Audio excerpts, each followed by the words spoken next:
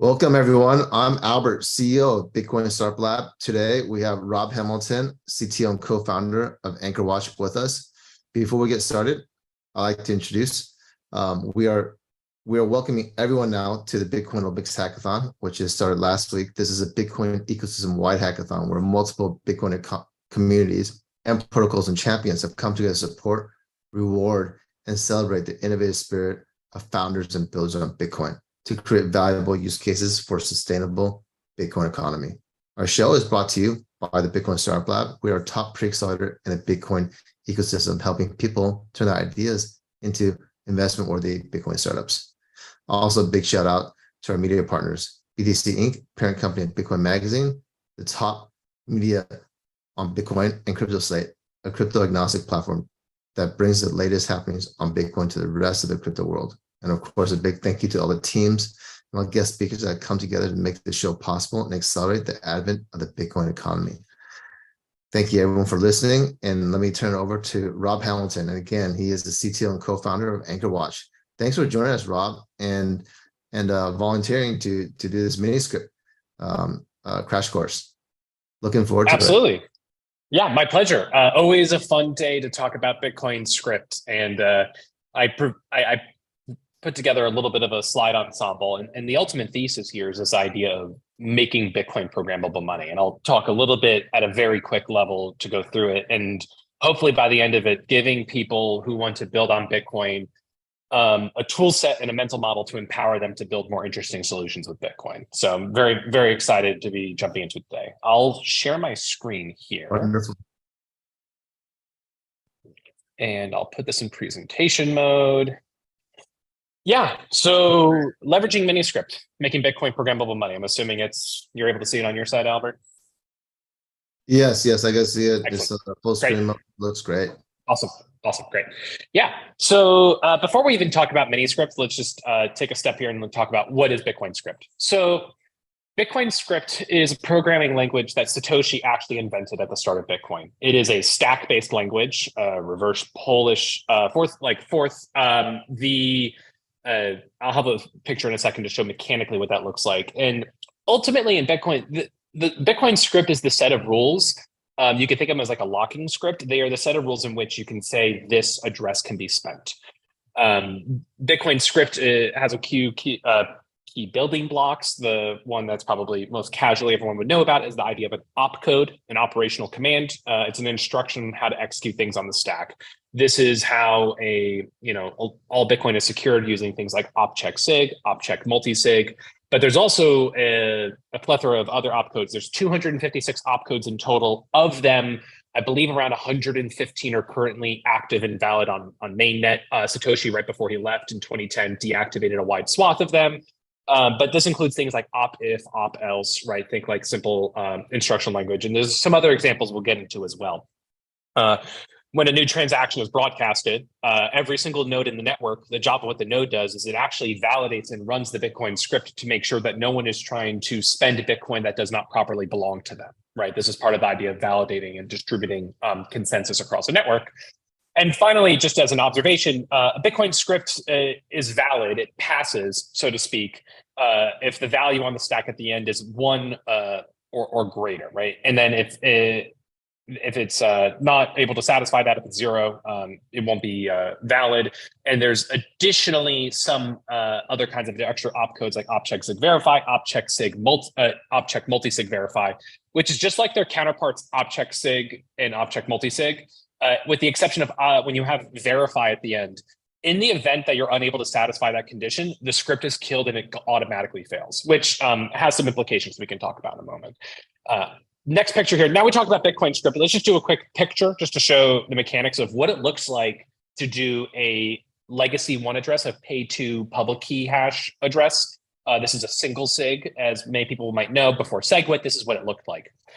You present a signature and the public key, you push that on the stack, you duplicate the key, you do a hash of that.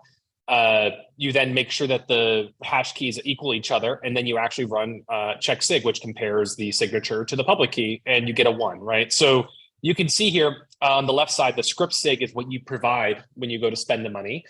you provide the signature and you also provide the public key. And then what you do is you present that to the script pub key, which is the actual Bitcoin script locking conditions, right?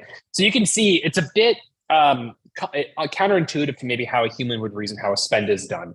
And this is kind of the first problem with Bitcoin script. I'll hit up on the next slide here. What can go wrong? A lot of things. Everything can go wrong, right? So I mentioned before, there's 256 opcodes. There's ways, just because we have standardized Bitcoin to use things like pay to public key hash, doesn't mean you could not, in theory, make an address where anyone can spend, right? So the first general rule of good security in Bitcoin script is you always want to bring a signature, right? You don't want to have an arbitrary race condition where maybe myself and Albert are able to both spend the money to an address, but if there's no actual private key to kind of show some sort of chain of ownership, it becomes a free-for-all of who actually can get confirmed on chain first, right? There's also defunct opcodes that are technically valid in the sense that you could put them into a Bitcoin script stack, but that does not mean the rest of the network is going to allow them, right? So this, my favorite opcode of the 256, because it's so silly, is opver, which is op version. Satoshi put this in here, and it actually pushes your version of the Bitcoin client onto the stack. And the problem with this, if you're thinking about fork mechanics here, so if I'm running version 23 and someone else is running version 25, we're going to get entirely different like branches of execution of what your address should look like and how the script is being executed. So it's basically op hard fork, right? So that was very quickly deprecated.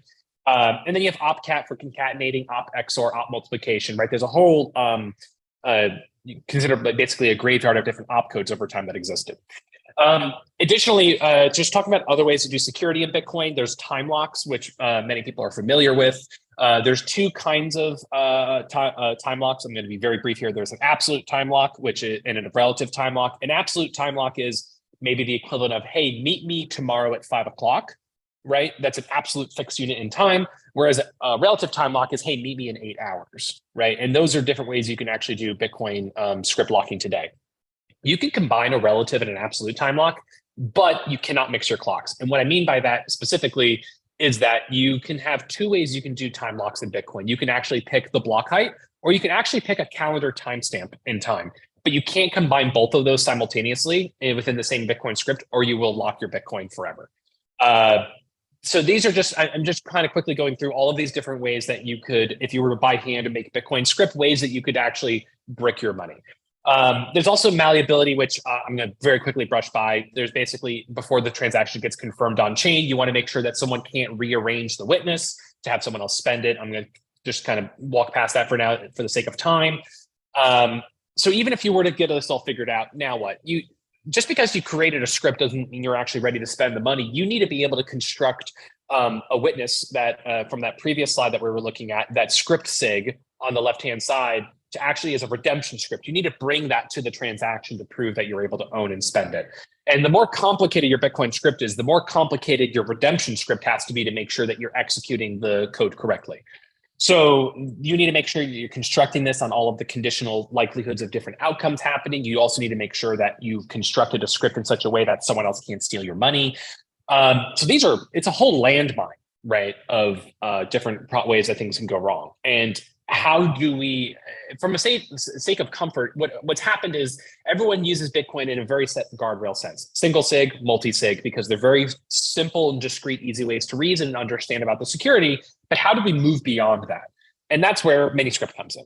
So Miniscript ultimately was a Blockstream project by Andrew Polstra and Sanket, as well as Peter Will over at Chain Code Labs. And the whole base premise here was how to simplify the creation, analysis, and composition of Bitcoin script. And being able to have visual representations of how you want to spend your money, and basically in close to plain English as possible, and have that turn into Bitcoin script.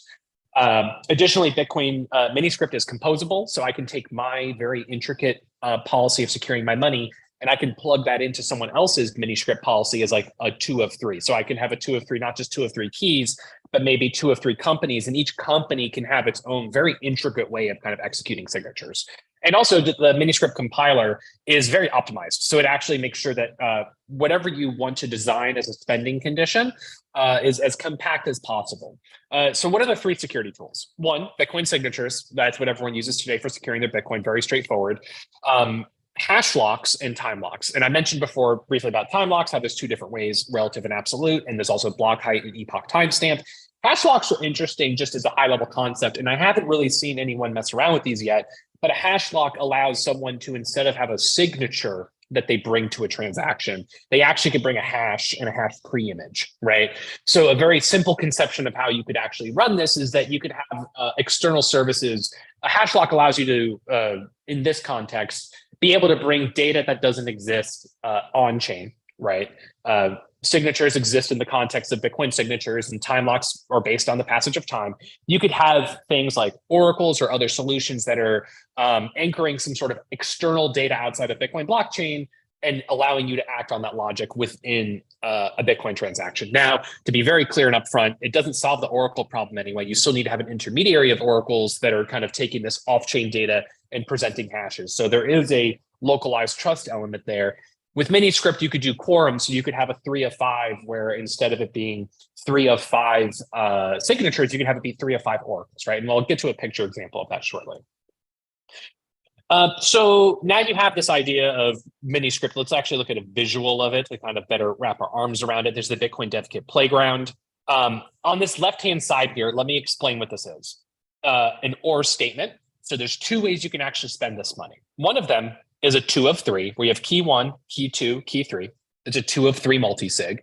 Or the alternative is after 144 blocks pass, right? So older 44 means it's a relative time lock for 144 blocks. And for those at home keeping track, that means 1 day, roughly at block time, at 1 block every 10 minutes. It becomes a 2 of 2 multi-sig. And what you're doing is you're actually bringing in 2 brand new keys, which is a really interesting concept, because instead of it being like, I have a 2 of 3 multi-sig, you can say after a certain amount of time passes, you can bring new keys that were previously not involved in the initial inception of how to spend the money and have this as a sense of redundancy. And this is a very concise example, but it can get infinitely complicated. And this text string up here in white is actually the Miniscript policy. So it's the plain English, a close approximation of how you actually structure this. And what I did down below is I took it and I broke it out into kind of like into chunks of logical statements. So you have an OR 10, the 10 symbol, actually the 10 at here is actually a probability. What we're saying is that this top one has a weight of 10. And what that means is it's 10 times more likely, we estimate, that we're going to go through this first branch as opposed to the second branch in the OR statement. So now that you have this plain English construction of how you'd want to maybe possibly secure money, this is not a simple 2 of 3 multi-sig that has conditional branches based on time. Okay, you have this idea of how you want to construct this how you want to secure money in this address, but how do you actually convert that into Bitcoin script? And that's where the Miniscript compiler comes in. Is the Miniscript compiler, it's currently written, the 2 main languages I know of, there's the C++ implementation, originally written by Peter Will, and then there's the Rust Miniscript crate, which was initially built and maintained by Andrew Polstra, which allow you to take these semantic statements of English, write that Miniscript policy, and actually turns it into a full output descriptor. So it parses the policy, it optimizes for that script size, and it generates as a full output descriptor. And it sanity checks to make sure there's no flip guns. Like the real interesting thing here with Miniscript, or I think the real interesting innovation to put forth is, I call it, I forgot who told me this, but I just loved it ever since they told me, it's bowling with bumpers. Now you're going to be able to throw that ball down the lane. You're going to hit some pins. There's no way you could actually throw a gutter ball where you can make a Bitcoin transaction that's impossible to spend, right? And all of these, if you go to miniscript.com, it redirects to Peter Will's original website, and it can get more into the technical details of how this construction happens. And very briefly, for an output descriptor, for those that don't know, think of it as kind of like your treasure map on how are you able to actually see the possible universe of addresses that you're relating to this vault. Where you get these OR fragments and these APKH fragments. So you get all of these different logic constructions, which you can go to miniscript.com and see in more detail. But the output descriptor ultimately is like your wallet backup, in a way where if you have this information, you can load it into a computer and it gives you view-only access. You don't have the private keys associated with the output descriptor by default, right? And you'd be able to look at the addresses and understand where the money is sitting on chain. And it allows you to also, and additionally, talking about it earlier, bring that redemption script when it's time for you to spend. That's the great thing about Miniscript, is it actually will automatically, from this output descriptor, be able to construct witnesses so you could actually unlock your money when it's time for you to do so. So just a cool fun reference, this website Minsk, min.sc, has a really cool, it has its own kind of extra programming language on top of Miniscript policy, where you're able to do these more advanced constructions. of miniscript policy. And what I love about this is that it takes you this like very simple semantic of like a script construction, converts that into miniscript policy, compiles that into an output descriptor, then compiles that into raw Bitcoin script, and then actually makes it look like an address. So if you want to see the entire, like, I have this picture, what does it look like to get to an address on chain? This shows you from beginning to end the entire step of compilation and construction to take a idea of how to secure money and turning that into a Bitcoin address. Just as a really quick, like high level tools that are using miniscript. So Bitcoin Core merged a miniscript read-only support back in February in version 23. Version 25, the most recent version that came out in July, actually has signing support for miniscript output descriptors. There's Bitcoin Dev Kit, which is a really great power just for general Bitcoin programmability. If you're building any sort of application on Bitcoin, it gives you a really strong set of initial primitives to be able to build tools in Bitcoin. And it also has foreign language bindings. So while the default implementation is in Rust, you can actually use it in Swift, Kotlin, Python, and I believe there's a couple other languages. So regardless of what kind of where your programming skill is, you're able to get there. And they also have a really great command line tool I'll show in a second, just to be able to kind of mess around with this yourself. Bitcoiner Labs, they're working on a TypeScript implementation of miniscript. I haven't personally checked it out yet, but I've heard great things. Wallets that are using miniscript right now, Wizard Star Dean, the Liana wallet, they're the first to market. Antoine and Kevin and Edouard, the whole team over there have been putting a lot of work into the implementation of a user interface around miniscript and also getting hardware wallet support online. The My Citadel wallet by Dr. Maxim Oleski, he also does a lot of work. The wallet is also RGB, the red, green, blue, like colored coin protocol on top of Bitcoin. It has a great miniscript functionality. My company, Anchorwatch, is working on miniscript specifically and productizing it in the use case and context of insurance. And there's a cool project, Coinstar. I think they recently rebranded, but they're taking this idea of building these social vaults for social recovery and actually putting it in for over Nostr. And then the really big unlock actually was getting signing devices on board. So you don't have to have hotkeys connected to a computer. So Ledger supports miniscript now. The Spectre DIY supports miniscript. The Coldcard MK4 does on their Edge firmware release. The Tap signer is a blind signer, so technically you can sign it. The Bitbox 02, they have experimental firmware out with miniscript that should be live in the coming months, as well as the Blockstream Jade. So it's getting a really robust place now for actual implementations of building these tools, and not only just having these more complicated scripts, but having secure devices to be able to do these signature operations, which was kind of the last loop in the consumer journey to feel confident to secure, serious amounts of money using this tech. Just to give it an initial shout out here, this Bitcoin Dev Kit Playground is a really powerful programming primitive, and it takes you the whole journey of what I just talked about today and gives you an initial sandbox design to start playing around with it, where you can make that. Here's a 2 of 3 multisig, where it's a 2 of 3 multisig, but it's not 3 keys. It's actually 2 keys and a time lock. So this is the idea of like a decaying or degrading multisig, where 4320 is 4,320 Bitcoin blocks, which is a month, 30 days. So it's actually a 2 of 2 multisig, but after 30 days of funds being deposited, you only need 1 key to sign. And that takes you to your miniscript policy. And you can actually generate just test experiment keys right here. And you hit this compile button, you get the full output descriptor in the browser. It uses Rust and laws of WebAssembly to be able to compile in the browser. You can actually do these operations where you can deposit funds, you can spend funds, generate PSBTs and whatnot. And it's a really great programming kind of companion tool. I'm going to pause here. I know it's a lot of information. I'm happy to take questions for a little bit. I know we have a little bit more time.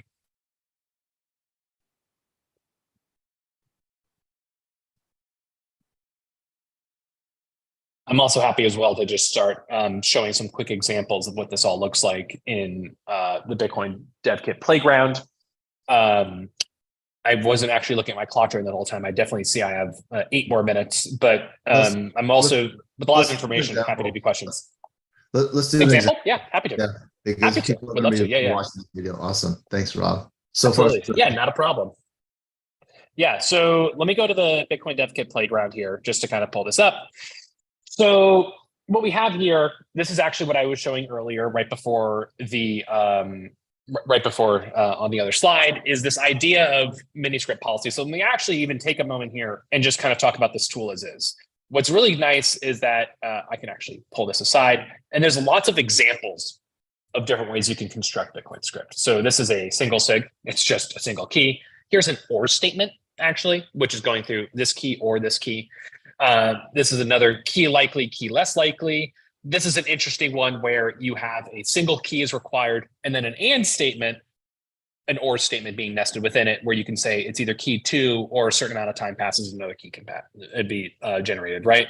And then this is another one. It's a 3 of 4 multi-sig, but one of the conditions is a time lock. So it's a 3 of 3, but after, this 2 months passes, you're actually able to make it 1. So to bring it all home here and talk about specifically what we have going on for the address, we are able to do, just for a quick example, key 1, I can hit key 2, right? I hit this compile button. I get a full, actually, let me make this pay to witness script hash.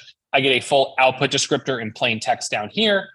And then what I can actually do is I can actually I can take this output descriptor, I can load it into the wallet, and I can just hit the start button. And I actually now have a Bitcoin address where I'm actually able to do different commands within BDK. So if I type in the help command here, I actually get a bunch of sub examples where it's executing wallet commands. What I'm going to do here is I can type in wallet. I can see now, okay, what are the different ways I can do this? I can get a new address, right?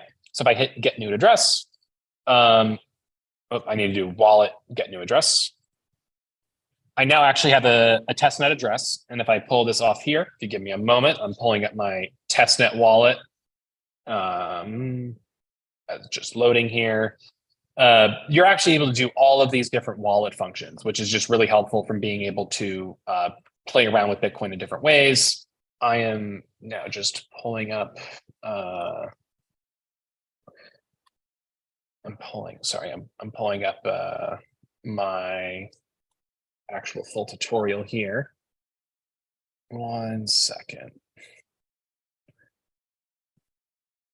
Waiting for the wallet. Now I'm just trying to get my wallet loaded. All right. Maybe we'll just do a testnet faucet. 1 second.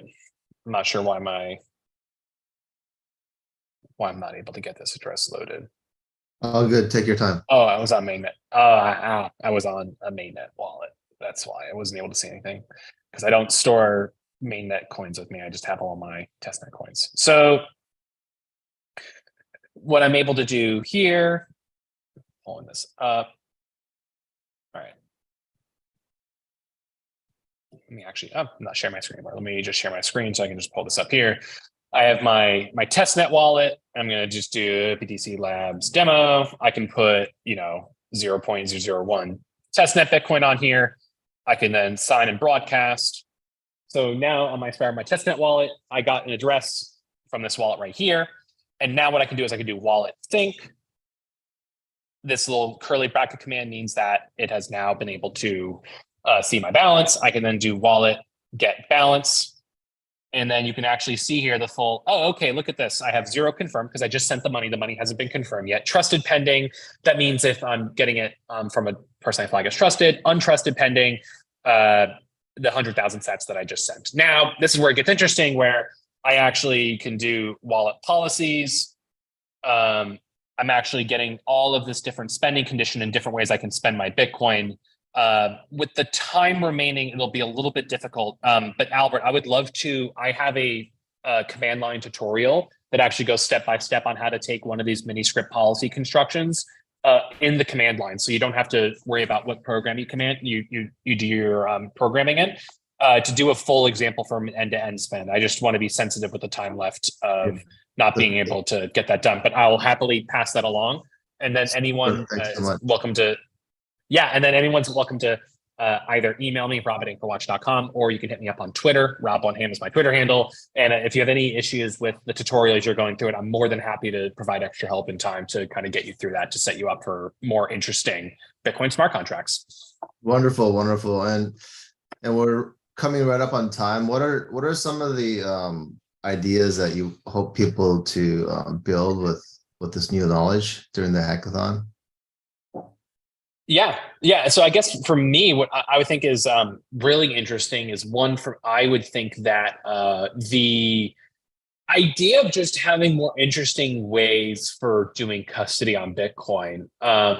Someone who I respect and like a lot, Shinobi from Twitter, was talking about how basically Miniscript allows for more efficient DAO tooling. You can have more interesting ways than, rather than being a 3 of 5 multi-sig, you can have more interesting governance structures. And the way that we use it maybe at AnchorWatch, which is a great example, is this idea of a key hierarchy. All right, Albert, let's say we're in a 2 of 3. It's you, me, and our mutual buddy Max, right, are in a 2 of 3 multi-sig. And Albert, it's your money, but maybe you give a key to me, and you give a key to Max, and you're concerned about Max and I running off with the money. With Miniscript, you could do something called a key hierarchy where Albert, your key must sign, right? And because this gets really interesting in a corporate governance setting, you don't want all keys to be equal to each other. So I think just like more interesting distributed custody models is one.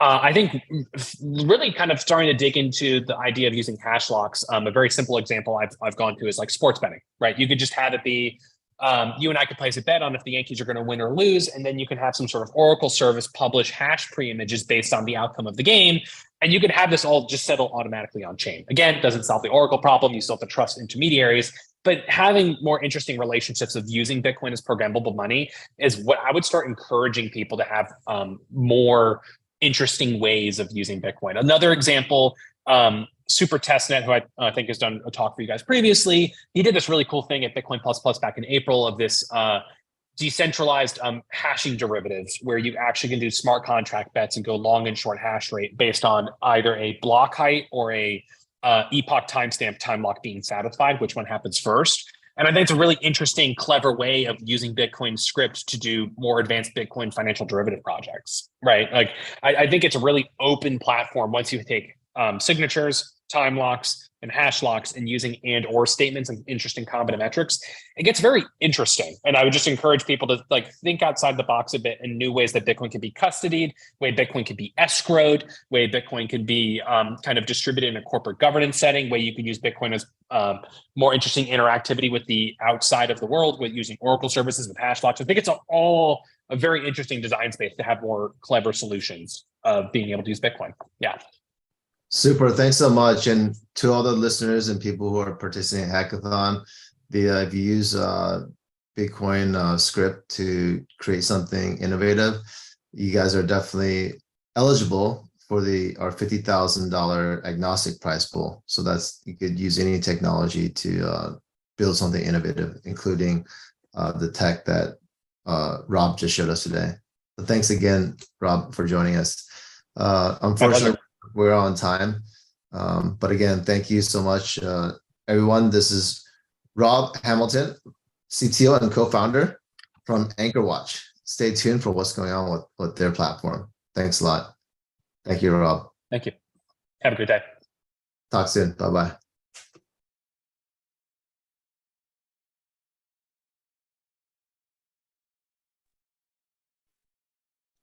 And thank you everyone for listening here on the on Twitter Spaces. If you guys want to listen in on the next one, which is the hero presentation, go to at BTC Startup Lab, and it's a different Twitter Spaces link. So we're going to log off here on this Twitter Spaces, and we're going to jump back on for the hero one. So see you guys soon. All right. Great. Hi, Max. Good seeing you, Max. Rob, dude, fantastic, man. Oh, you guys know each other? We do. We actually do know each other. We have a great origin story. We actually met at a data science boot camp well before our crypto professionalism. Wow. How long ago was this? 2019 into 2020. Okay. So that's quite a few years ago. Yeah. All right. So here's a spiel. Welcome, Max. This is being restreamed to LinkedIn, etc. And we're recording this so people could replay this during the hackathon. And then I'm going to turn you on right now on Twitter Spaces. So if you can go to the calendar link or invite, and then if you could log on also to the Twitter Space, that'd be perfect. That way your fans or hero fans can check you out at the same time. Okay.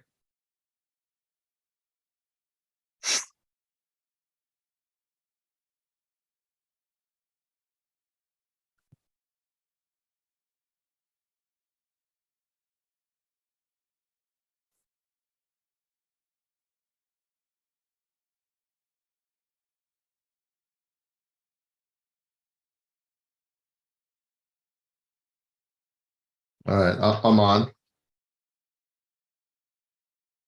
I'm on. I don't see a Twitter space yet, but Yeah, if you can click on it again, I'm in here and I'll give you speaker rights. And there then we go. All right. And this will be on just on my browser. Is that sufficient, or my phone? if you could do it on your phone, it'd be better because that way I can invite you up as speaker and then all your people can check you out. Shit, actually, I don't have the app, Albert. It's okay. It's all right. Just leave it like that. That's fine. You don't get, I would probably click it off the browser. That way it doesn't bother you. Okay. So just not be in the Twitter space. Yeah, that's fine. It's cool. Okay. Yeah. So I'm going to give you co-host Okay. just in case I get rugged. And then we have about 25 minutes here. Okay. Let's see. You have co-host. So even if I get rugged, I'll come back. It's still recording. It's still streaming. Awesome. And let me just do a real quick welcome to everyone. Hello, everyone.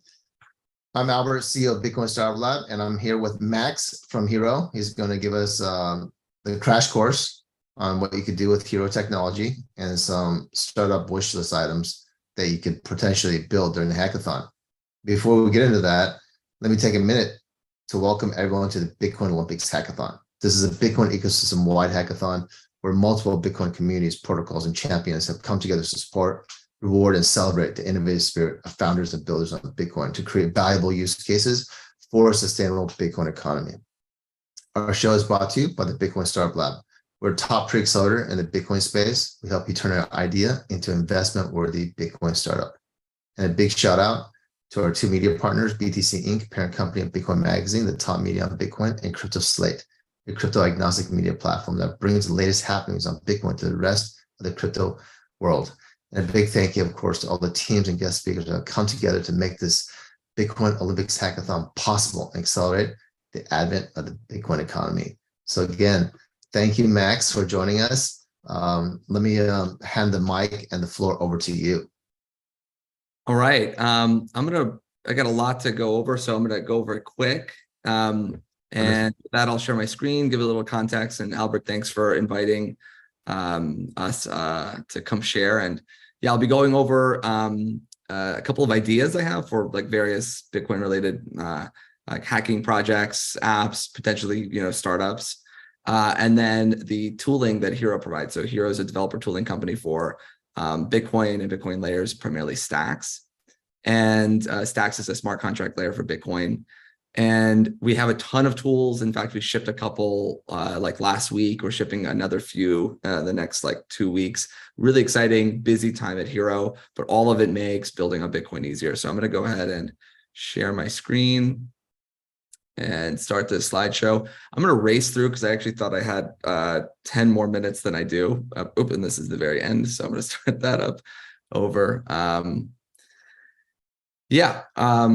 At Max Evermob on the socials. Give me a follow. You can shoot me a DM if you have any questions. Again, I'm going to go over app ideas, the wish list, and some of our tooling, and then leave it for questions at the end.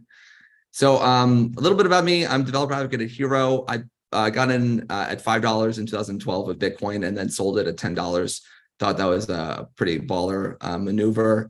And then comes to find out Bitcoin is not a triviality and we're building on it. That was over 10 years ago. I've been in the space for the last 3 years at Hero for a year.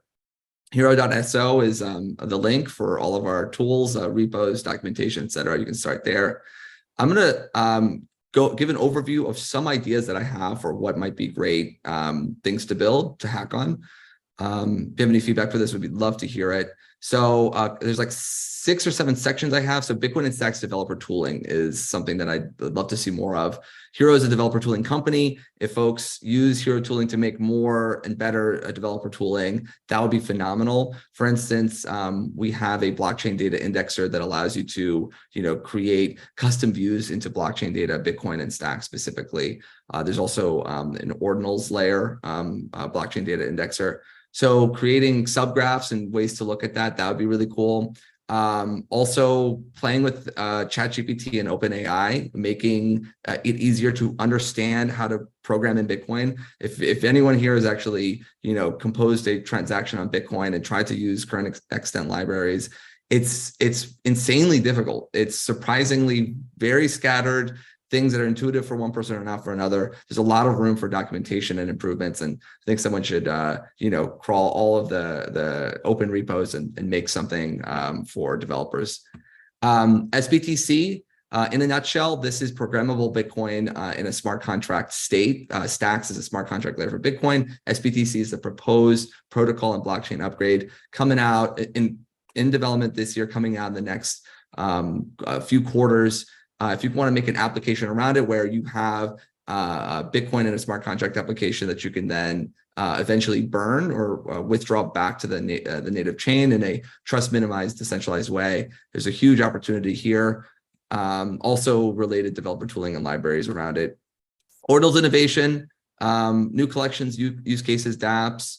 I'll get into it here in just a second. So deepening the Bitcoin and Stacks connection. So there's trustless atomic swaps already, kind of building on top of those. And then ordinal storing data on chain on Stacks, and then read by Stacks Clarity smart contracts. You can see the Clarity Bitcoin library. This is a totally underdeveloped space. It'd be cool to see like ordinals like having access to a smart contract state or vice versa. Bitcoin DAOs and DAO tooling, whether it's actually creating, something for your neighborhood or your social group, or the actual hard technology of like long-term treasury management. I'd love to see more in that space. And then integrations between stacks and other layers, Lightning, Rootstock, Liquid. Be cool if, Bitcoin protocols were talking to each other. So there's a couple ideas I had. I'm going to race through and just kind of signpost some of the tooling that is available for you for both for Bitcoin, for ordinals, and for stacks that Hero makes and maintains. So Chainhooks just released last week. This is a multi-chain reorg aware blockchain data indexer that lets you build if this then that logic. The Chainhook can act as like a historical and ongoing event observer for Bitcoin and Stacks blockchain data. When certain events happen, you can trigger other events, including like HTTP post methods and power your applications, or just building local indexes of whatever kind of data you want to look at. Super powerful tool. We just released it both open source and on the Hero platform, so that these Chainhooks are hosted by Hero. We can't wait to see what people use with that. Ordinals tooling, we have a ton of stuff here. I'm going to go over it quickly. We maintain an API. You can read more about it at the docs. So expose ordinals data via REST API endpoints. We have inscription indexing, the blast, curse, transfer history. You can filter by a ton of different fields and get a ton of data as well. Here's like a typical response of getting a particular inscription. There's the, we can actually get the content of the contained within the inscription. You can filter by block height, rarity, address owners, etc.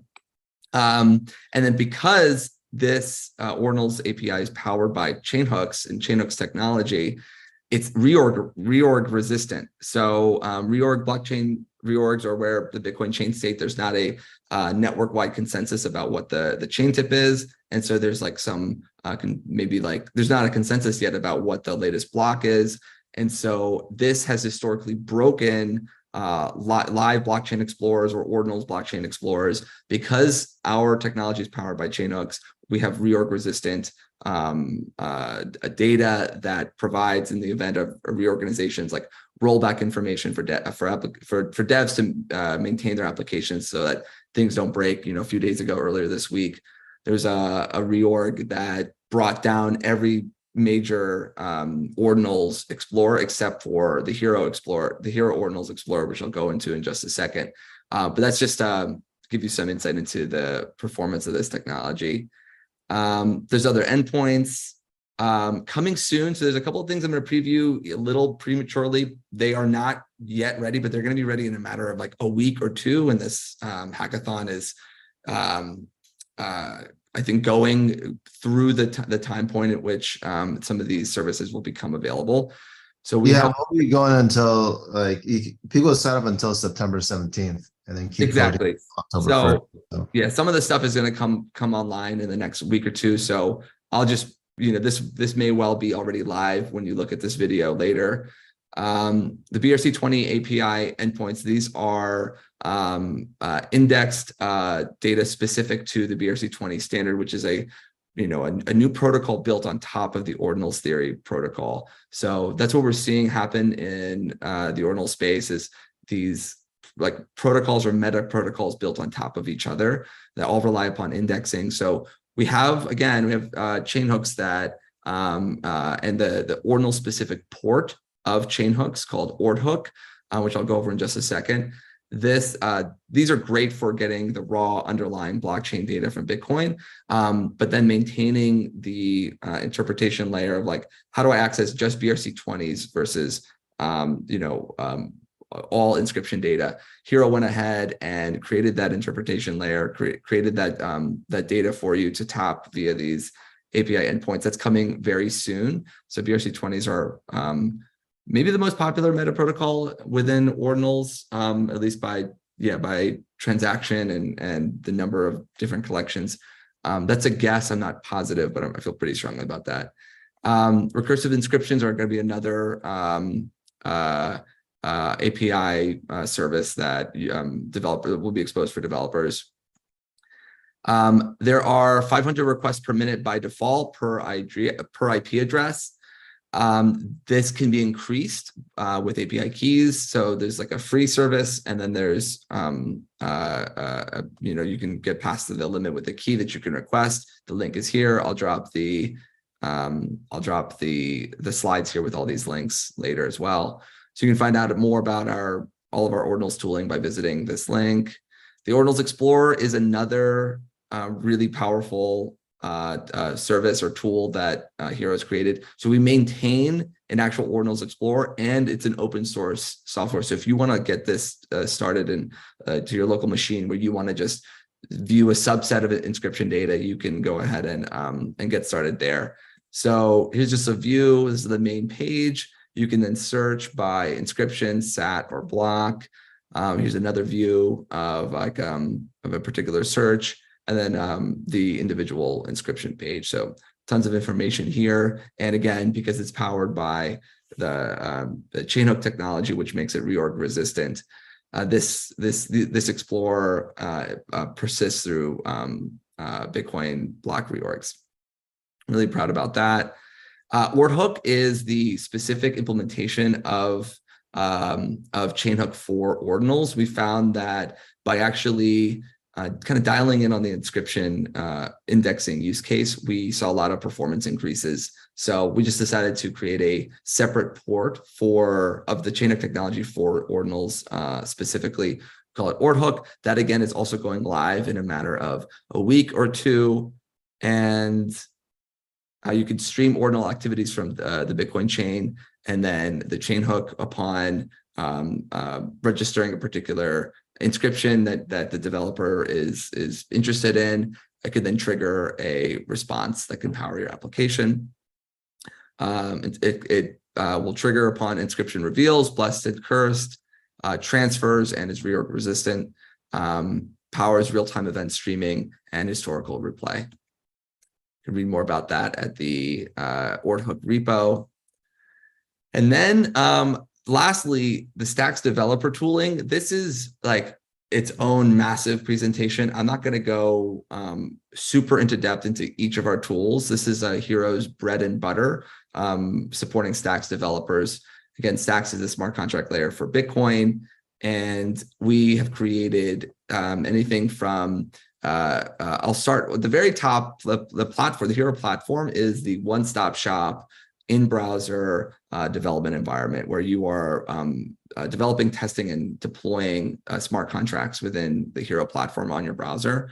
And we're constantly pushing new features to this platform. For instance, Chainhooks was just released, and simultaneously we integrated it into the platform. So you can manage. You can host your own, using our open source software, you can host your own Chainhook node, but you can also use the Hero platform, and Hero maintains that service. And so you're just delivering, custom results driven by specific blockchain data that you're looking for. We have deployment plans, so you can deploy multiple contracts in a specific sequence.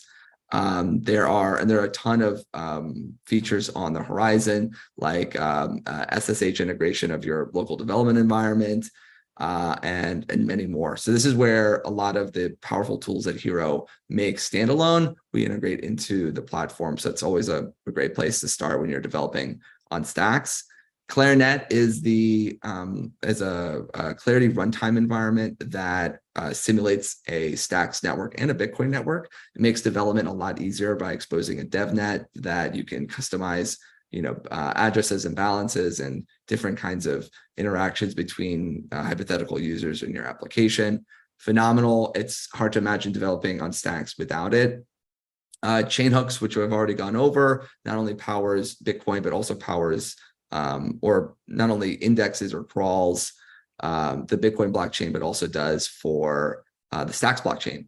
So you could actually have chain hooks that are reacting to Bitcoin and Stacks blockchain events. And just as another teaser or, to what chain hooks can power in terms of what their responses are, it could be not only, updating a database based upon some new blockchain record, but you could have a chain hook broadcast, like composing and broadcasting a new transaction on either the Bitcoin or the Stacks blockchains, depending upon whatever your use case is. So you could, use the Bitcoin Rust library and compose a particular kind of transaction, so that when something happens on either chain, a new contract is broadcast or new transaction is broadcast. Same thing on the Stacks side. So Chainhooks is really powerful, and we just released it, so we're eagerly awaiting to see what our developers and users build with it. Stacks.js is a JavaScript library for working with different Stacks primitives, creating transactions, logging into the wallet, authenticating a user, et cetera, et cetera. And then the Stacks Explorer is the Stacks blockchain explorer that Hero maintains. So see your transactions, learn more about contracts, the functions available to them. It's the de facto kind of homepage of the Stacks blockchain. Okay, and again, the website hero.so, where all of this lives. I've included here a list to our documentation website, the various repos where those open source tools live, as well as the platform where Hero hosts what is otherwise the open source software. And then also you can ask questions of me and anyone on the team in our Discord. I included some links here to the specific channels. So when it comes time to build those things in the kind of wish list app ideas section that I mentioned, you can go ahead and ask questions. So this conversation doesn't have to end here. You can find me. I'm Mefrem on Discord. You'll see me in there in the different channels. And I believe that is it. Well, I went through that really fast. Great. I thought I wouldn't have enough time, but we went over the different ideas I had for hacking away at a particular use case, or what could potentially be businesses or startup ideas, and then the ton of Hero tooling on all three of the Bitcoin ordinals and Stacks, chains and or layers. So with that, I'll hand it back over to Albert, and I believe there was maybe some room for questions. Yeah, absolutely. This is great, and I'd like all the audience to know that Hero has put up a prize, but we also have a $50,000 agnostic prize pool that everyone is eligible for, including those who are using Hero technology, right? Provided that you guys create something innovative and awesome, right? So that goes for everybody participating as a contestant. But yes, thank you so much, Max, for that great overview and some awesome ideas that people can start playing with. This is absolutely exciting technology. Let's see if we have anybody here that wants to ask any questions. Hi, Alex. Do you want to ask any questions? No, okay. We just had one. Looks like they got rugged here, but it's okay. Let's have a quick chat. Max, I think it doesn't hurt to talk about what you think are the most exciting. And what do you think? Like, if we put into context, like the next Bitcoin halving is about 200 days away, which is pretty incredible, right? You're early Bitcoiners, so you know what happens after the Bitcoin halving. There's a lot of market dynamics come to play, which usually makes the market really healthy, right? And kicks it into overdrive, like super mode. So right now it's sort of like the calm before the storm. Like if you had more time, like if you had, like your wish list item, what would be the top 3 that you would build before next Bitcoin halving with hero technology? So like given 200 days or something like that. I mean, I don't think of the Bitcoin halving or like making something in time for it as a particularly salient constraint. I think of the halving as just the path of monetary policy in the Bitcoin protocol. I don't really look at it as like a very large market factor or force, even though historically there's been a lot of price activity that kind of coincides with it. Well, first off, in a hero capacity, I don't comment on price action or market moves or anything like that. And also even in a personal capacity, it's so complex. There's really just no way to tell at all. I mean, I'm just completely speculating or conjecturing, but people see these nice and tidy historical price cycles or whatever. But what if the government, what if the U.S. government declares an all-out war on crypto assets, and kind of criminalizes the ownership of these assets, which seems completely maybe out of the main or out of the Overton window, and yet, I don't actually think that the U.S. government has put like anything like its true power behind an effort to quell a Bitcoin or any other crypto asset that threatens its powers, whatever they may be. I don't think we've actually seen that. And so if that were to happen, right before the halving, I could imagine there being a lot of like near-term price action. That's not to say that I don't think that in the long run that I favor my strong preferences for a Bitcoin standard future, Bitcoin as a basis for Bitcoin as a money, and then the basis for commerce and lending, etc. So I think the thing that I guess those are your categories, right? Like with that, as a money, commerce, and lending. It's really one. I mean, like if Bitcoin's a money, then all of those things would probably be, like kind of contained or subsumed within it. The application that I most am curious to see how it will be built or what it will be. It does depend upon Bitcoin being a money, but it would be, what is the system of interbank clearinghouses in a Bitcoin future? So how is it that banks, how would they lend on top of their Bitcoin? How would they create, digital Bitcoin banknotes? Would that itself be made up of like decentralized technology? Would that be like further blockchains? Would those be mediated by smart contracts between different banks?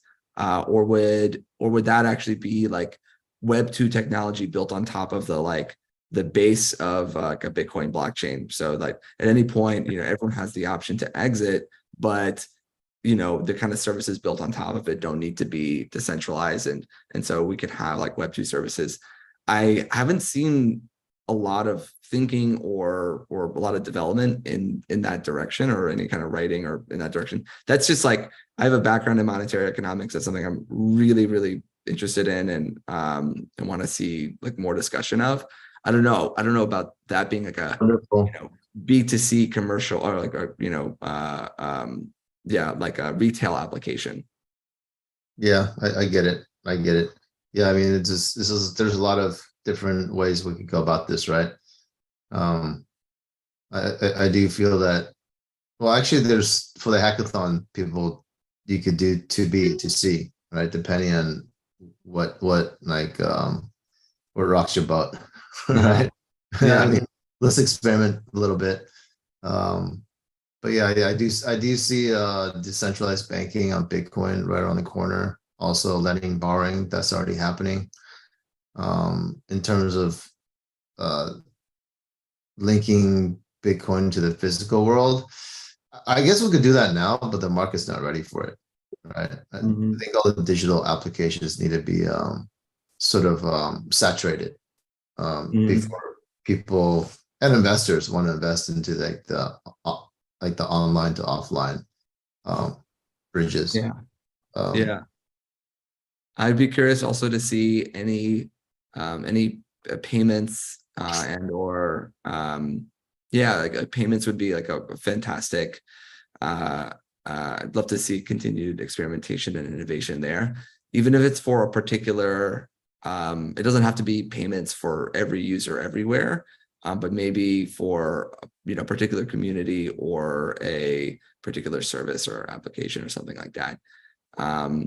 And then I do think that because inscriptions and ordinals are like locked on a smart on the Bitcoin network and are not yet like transferable, or we can't like lend against them. There's a lot of DeFi applications with ordinals that are not tapped yet, and so I would love to see more thinking and just like moonshots in that space. So if there are any hackathon participants that are curious about that, come check out the Ordinals channel in our Discord and join the conversation there.